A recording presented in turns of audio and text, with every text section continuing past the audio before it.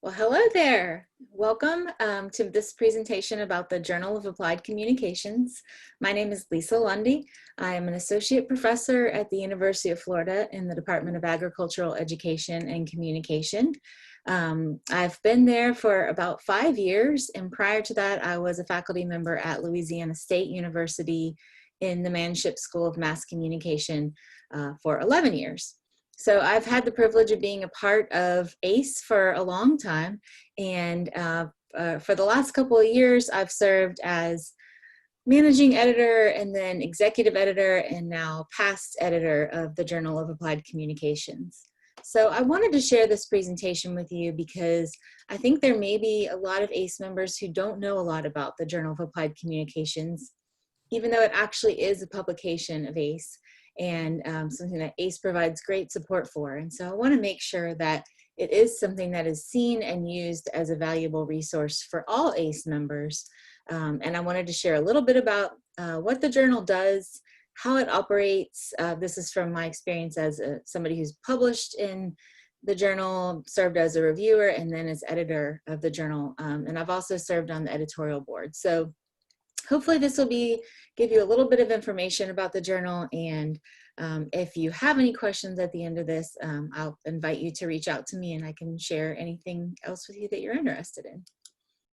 Okay, so the Journal of Applied Communications, as I said, it is a publication of ACE.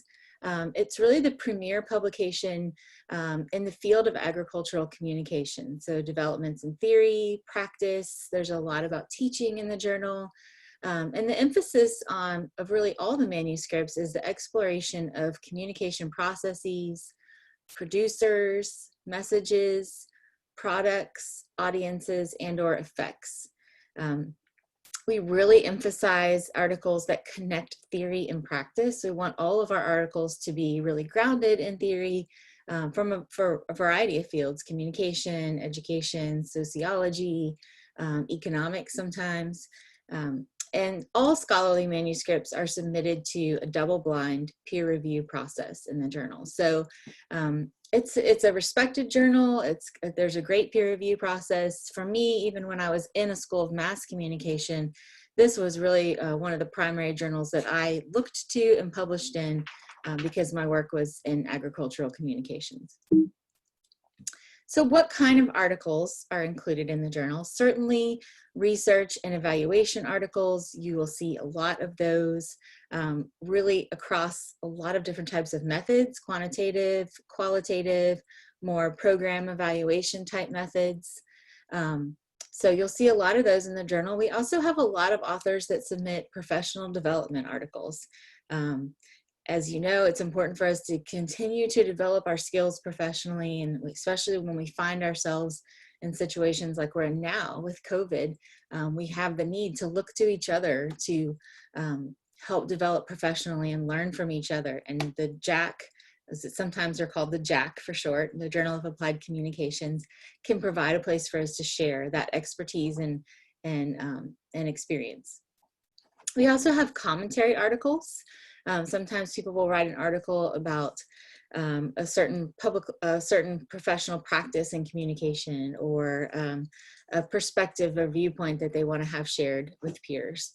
And then the final type of article that people submit to the journal are review articles. So reviewing a book that's been helpful to you, maybe a documentary, a piece of software or a type of software. So those kind of articles are shared as well. So why do I think the JAC is helpful for all ACE members? So first is research to inform your work. And I'm going to show you some recent articles when I get through this presentation, but I think every time a new issue of JAC comes out, it's helpful to look and see what the new research is and how it might inform the work that you're doing, either through the audiences that are in the context of that study, or the methods, or maybe a particular issue that's being examined. So hopefully, and I think it does, hope the research that's published in the JAC really does have implications. And we look for that as reviewers. We look to see not just how does this article inform the research in the field, but how does this article inform practice? How does it help us be more effective and efficient in the communications work that we do? So I think that research in the journal can really inform your work. It's also a place for you to share your ideas and skills. All of you have really unique skill sets and competencies and experiences that are helpful and interesting to your colleagues. And through those professional development articles, through commentary, through reviews, through partnering on a research article, you can really share your ideas and skills with others within ACE and beyond ACE. Because the reach I'll show you of the journal is quite impressive. Networking, even if you never submit anything to the journal, you can look and see who are the authors that are submitting and reach out to those authors. Follow them on social media, send them an email, follow them on ResearchGate or something like that. Look at their websites and ask them questions about their research. Ask, how did you get interested in that? Or how did you craft those questions that you asked in that survey? So it can really help you expand your network. And then finally, it serves as an avenue for building ACE's knowledge sharing. So as I'll show you in a few minutes, the journal has a global reach, and hopefully it's allowing as a way to take all the knowledge that's generated and shared within ACE and really broaden that out to people outside the organization. So just a few nuts and bolts about submitting to the journal. There's a lot more detail than this on the website of the journal, and I'll show you. But really, it's just double-spaced articles that you're submitting, indicating what category you're submitting in, if it's a research and evaluation piece, or professional development or commentary. There's a 30-page limit, and then also you have your abstract or references. For review articles, we look for within the range of 500 to 1,000 words. References follow the most recent version of the Associated, or the American, sorry, I use AP and APA, the American Psychological Association Manual, the APA manual. So right now we're following the 2020 7th edition of that. And then most recently, the JAC editorial board made the decision to start requiring a publishing fee for the journal. And so this publishing fee of $150 to publish an article in a journal, it's very common for journals to do this, is waived if at least one of the authors is a current dues paying member of ACE. So there's another added incentive for keeping your dues up to date for ACE because it allows you to publish in the journal. But it is something that we're doing to try to support the organization because ACE has been very supportive of the journal. Okay, so let me switch over to the website for the journal, and hopefully you can see this here. There's lots of information here. Information about the publishing fee that I just announced is on the front page of the journal. And then you will always find, and you can see currently the executive editor is Dr. Katie Abrams and the managing editor is Dr. Courtney Myers. So you'll always be able to see on the home page of the journal website the most current issue of the journal, and that is currently issue 2 for this year.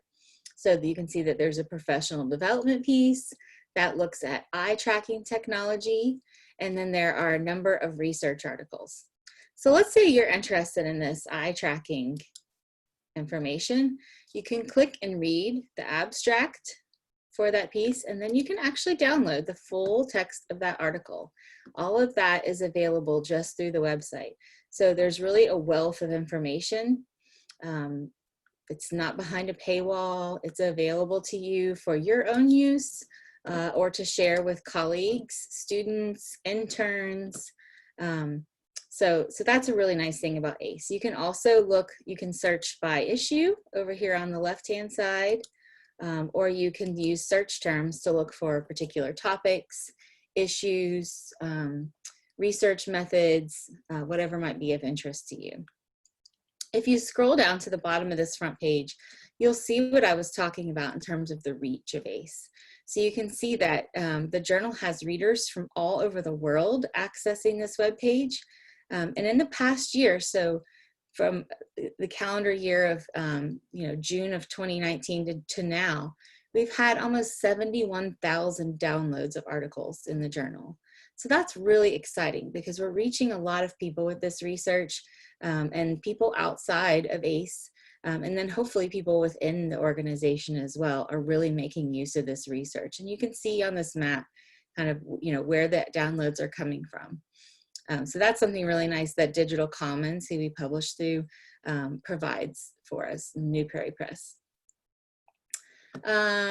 Just the only other thing I'll show you here is the editorial board for the journal. So we have, I mentioned the executive editor and managing editor, and then you can see the editorial board representing lots of different universities around the country. So this group meets almost monthly to talk about issues related to the journal and to talk about just how to make the journal the highest quality possible and continue to keep it strong. There's information for authors, information for reviewers. As I mentioned, we do follow a double-blind peer review for articles. So we want to make sure our reviewers know what they're looking for and how to evaluate articles, and that's what we do with that information. And you can directly submit an article right through this webpage. You create an account, submit your article, and then track it as it goes through the review process. Okay, so just to wrap up, I wanted to make sure that as many people as possible really knew about the resource that is the Journal of Applied Communications. I can say for me throughout my career, it's been a really valuable resource and a place that I've looked to share my work, but also really to read the work of others. I use a lot of the articles in my teaching with my graduate students, and I'm very grateful for the role it's played in my career, and I'm hopeful that it will be a helpful resource to you as well. If you have any questions about the journal or about how maybe to get started in sharing your work, feel free to reach out to me anytime.